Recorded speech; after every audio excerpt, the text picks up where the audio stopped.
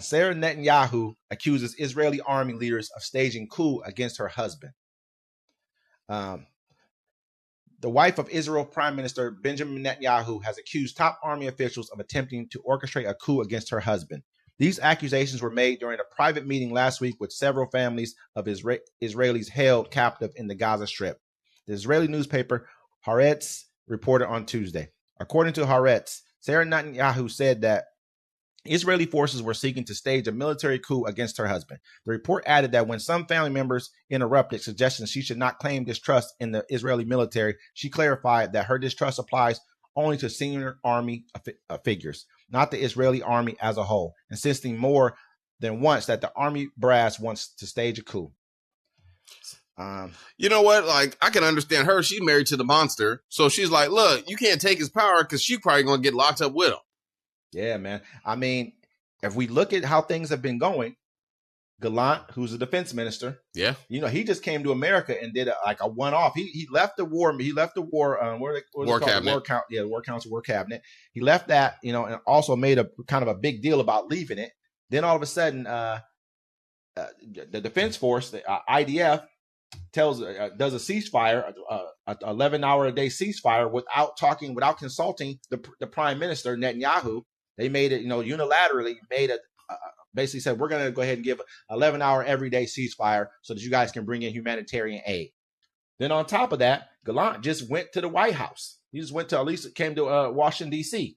by himself. Netanyahu didn't come with him, and met with Washington officials after Netanyahu went on TV and did that whole tirade about America's not sending the weapons on time. And they had a delegation coming over to meet with Americans from Israel. And they turned them around like, hey, we're not having a meeting now. Yeah. During that time. But all of a sudden, I think it was this week, Gallant comes and meets with him. Or Gates. What's his name? Not Gallant. His name? Gates. Gantz. I'm sorry about that. Gantz. He came and met with him himself. And so, I mean, I think she has a valid point. Then you look at, remember when I think it was a spokesperson for the IDF came out and said that Hamas can't not be eliminated? Yeah. This is after the whole time. What has Netanyahu been saying? Our goal is the elimination of Hamas. Yeah. Until that happens, this war can't. Well, he says that because he says our goal is the elimination of Hamas. Because then he's going to be like, well, these people could be future Hamas, so we got to get rid of them.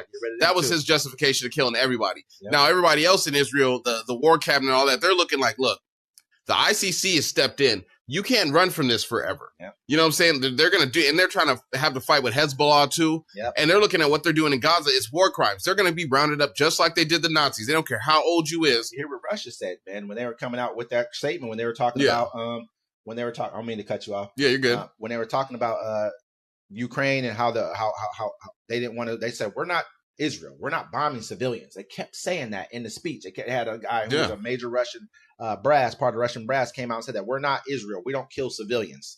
I mean, even China came out today and they were like saying, hey, we need a ceasefire in Gaza.